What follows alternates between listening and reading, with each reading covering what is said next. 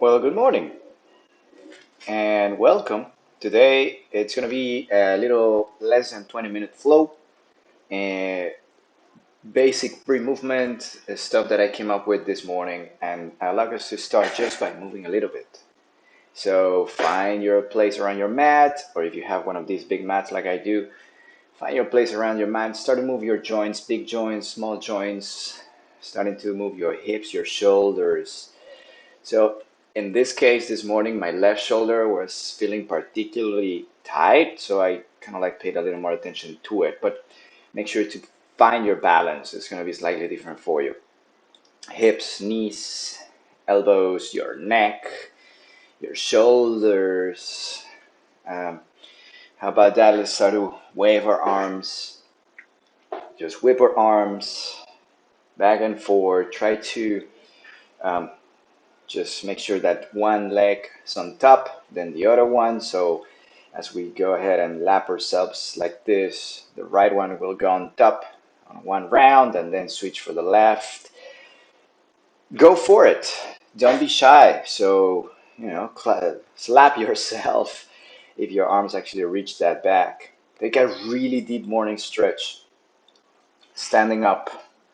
And not only all the way up towards the ceiling, but then also take a few side stretches while being there. So find your lengthening and then go towards your right side, then towards your left. Make sure your feet are grounded, your toes are spread out. You're finding that energy from the heels all the way through your body up to your fingertips. Take one back bend and rely that your shoulders will also join in to get it back. So your low back's not the only one that's working. And again, the legs will be engaged. Let's start to work with our knees. Come down into a squat on your toes, or maybe in your feet. If you bring your heels all the way down, fantastic. And let's twist. Twist to your left, twist to your right. Use your hands to support those twists. And from there on, how about if we start to find our downward facing dog, but then we can find it through movement, through a little bit of wiggles. Doesn't have to be steady one, but instead, how about if we move a little bit? We move our knees, we move our elbows. We find that as adjustments that feels just right. Extending one knee at a time, then the other, dropping the seat bones back towards the heels. Our fingertips are spread out. And at the same time, we are pressing the chest towards the thighs. Think about your index finger and your thumb, maybe actually pressing a little bit stronger down towards the floor, and then just translate, just move that energy up towards your tailbone. Let's play with it. Again, think about your spine, how it moves. Think about your toes and your ankles. We can take a few twists here towards one side and the other side. Let's start to develop that core. So how about we start to bring our knees towards our elbows? And slowly but surely we make it there. Making sure the core is active at all times. Pressing that belly button towards the spine while still holding onto a good shoulder plate reach for each other. We can play with each knee for a few rounds, bringing one to the right, one to the left. If you like to maybe add a little more twist to it, maybe the right will go to the left elbow and then the left to the right elbow, and so on for a few rounds. Eventually finding our knees, and then from our knees, we're gonna start to find a little back bend, bringing our hands behind, starting to play with some variation of camel. Maybe coming onto a full way blown camel, or maybe playing with your legs a little bit and think about how they can lift you up or no. And it doesn't matter if they don't. We still have our hands to support us into our way up, all the way up. Eventually, slowly and carefully as you exhale, finding our child's pose and staying there for a few breaths, getting a few twists. We don't need to stay still anywhere. So, well, unless that's your choice, but if not, then allow that child's pose to be fluid, to be a little more dynamic. So it doesn't have to be all the way down. You can maybe press a little in your hands and start to allow your spine and your torso to swiggle and to wiggle side to side and to play with your spine to arch it and round it. We make it back to that camel, whether in our hands, whether in our heels, whether in your low back. If you want to play with your legs, again, notice how strong they feel today and if they're actually going to allow you to lean back or no. How much will do that? Maybe not so much. It doesn't matter. Just find your edge. Just find what is it that it feels to go into these shapes this morning.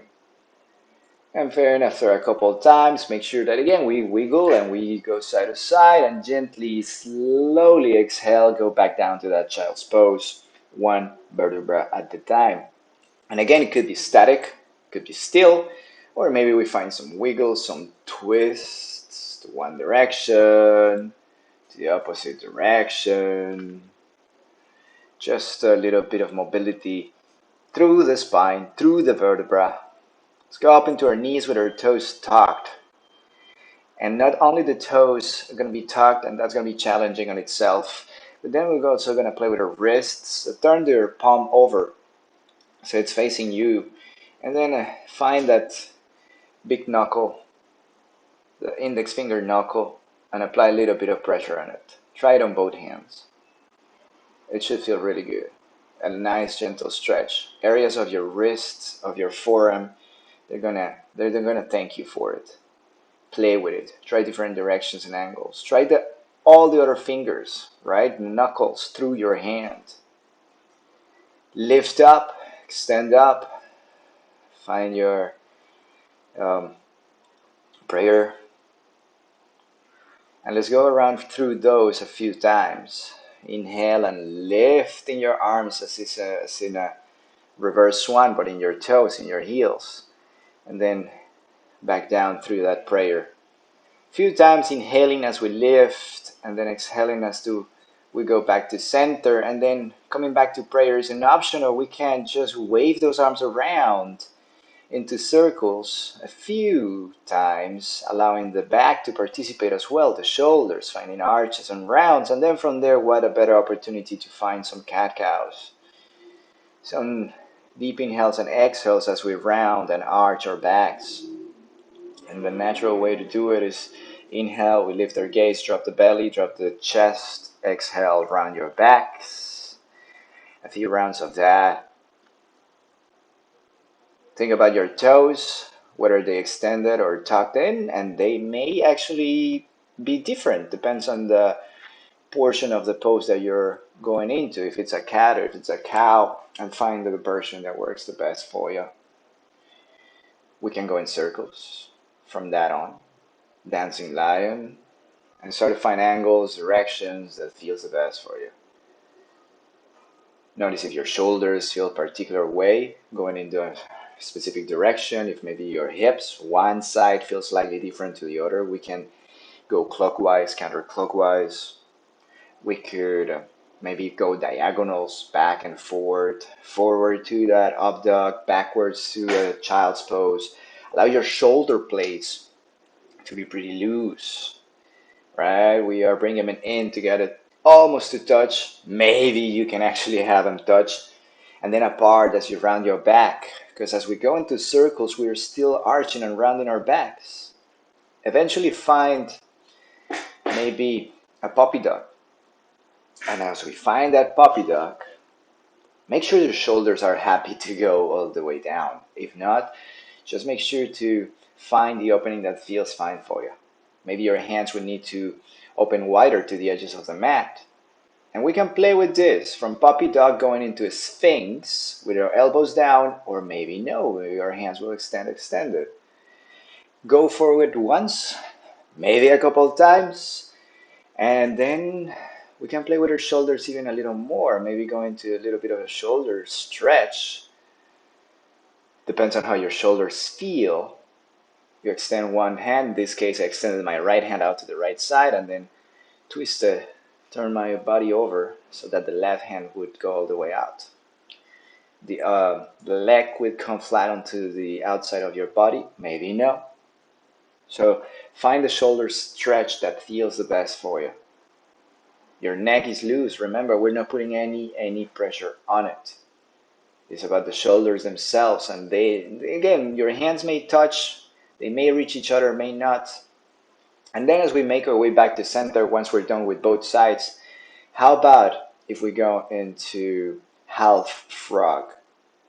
Starting with the right leg, I'm gonna find that half frog, bringing my leg out in a 90-degree angle from the hip, and then 90-degree angle from the knee, and then 90-degree angle on my feet, on my right foot.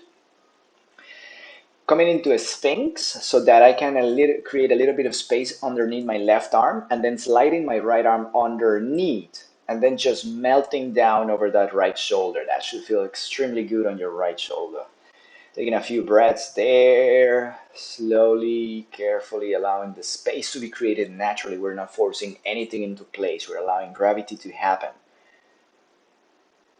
If you like to take any other variation, if you feel like you can twist a little deeper from there, you can slide that right hand even more towards that left side, underneath that left arm. Go for it. If maybe, I didn't do it here, but if maybe you want to, well, my left hand is extended overhead here. But in some cases, you want to use that left hand and actually encourage a deeper twist. And that's an option. Once you take a few breaths there, let's switch. Now we're going to slide the left hand underneath. It doesn't have to come all the way from that or from Sphinx. And then we can open up into a spinal twist. Since our leg's already there, we can just find alignment on the spine, on the shoulders, on the hips, and find a nice and comfy spinal twist, opening that right arm all the way out. Shoulder may be in contact with the floor, maybe not. The knee also may be in contact with the floor, maybe no. Eventually come back to center.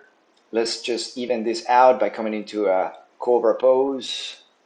Just lengthening as you lift. Elbows towards the rib. Make sure your hands are steady in place, shoulder blades back, and exhale, release. And let's go for the other side. So now the left leg is going to open out 90-degree angle to your left side, left knee also, the left foot also 90 degrees all the way over, back to that Sphinx. And again, the Sphinx is just this cue, so we create space underneath the right arm in this case to slide the left arm underneath. And then just melt that shin over the left shoulder. And again, it should feel super nice on your left shoulder. It's super easy stretch. May sometimes feel a bit intense, and if that's the case, modify. Always modify. Just find the lengthening in the space and the depth that's enough for you. Again, in this case, my right hand went all the way overhead, just kind of completing that stretch throughout. Few breaths here, even, same amount we did on the other side, maybe different, because our sides are different, so it may require something different. In this case, I did it. So I used my right hand to get into a little deeper twist, right? You saw that. Beautiful. Back to that Sphinx so that we can slide the right hand underneath, and we're going for that spinal twist. Just your spine, your shoulders, your hips, and then opening that left hand over, all the way over, so we find our spinal twist. And again, adjustments all throughout. Doesn't matter. Make sure your spine is happy, your hips are happy. And again, shoulder may be in contact with the floor, maybe no. Doesn't matter. Gravity is doing everything here. Your breath, so important.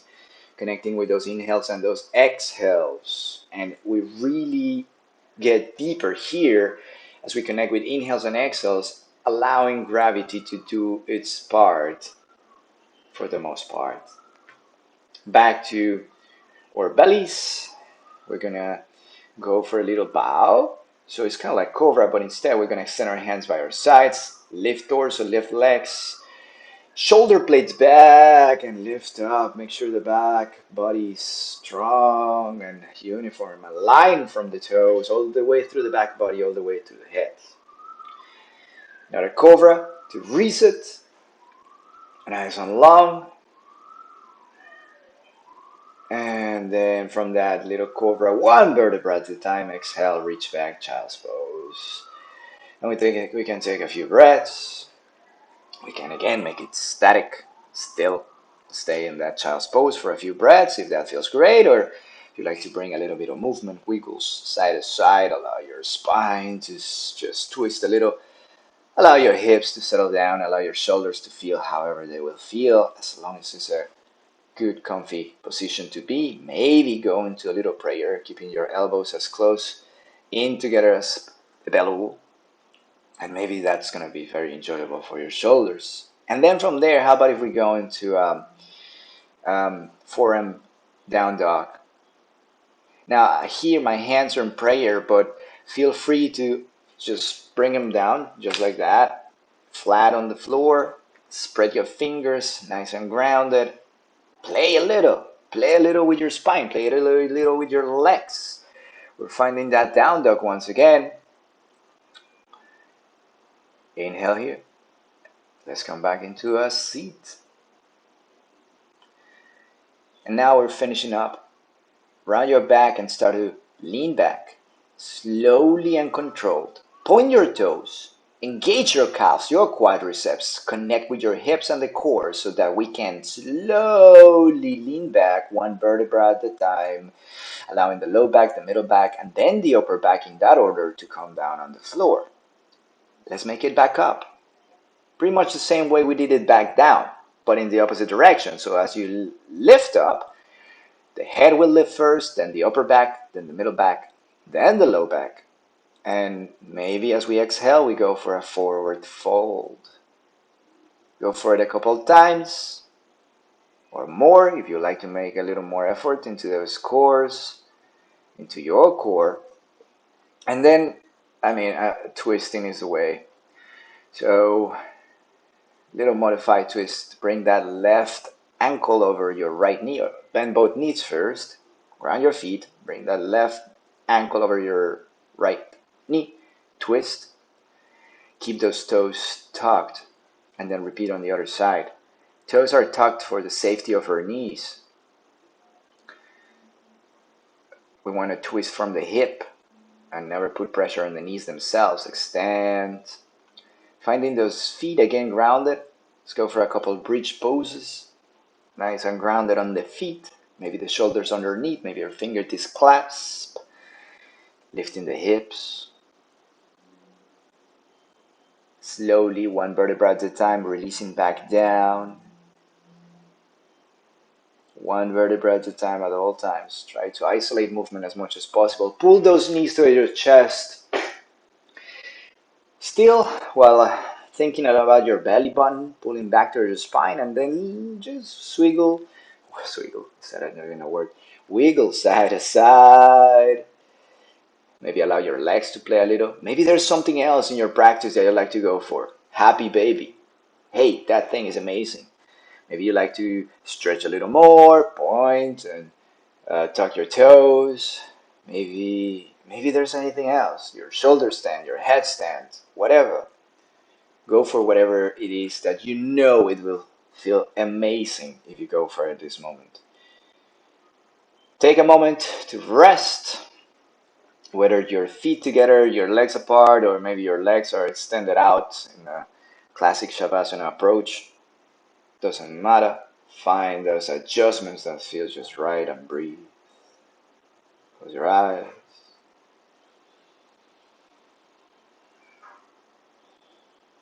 Eventually, when done, rock back and forth, find a nice comfy position. Take a few breaths. Thank you so very much. See you next time.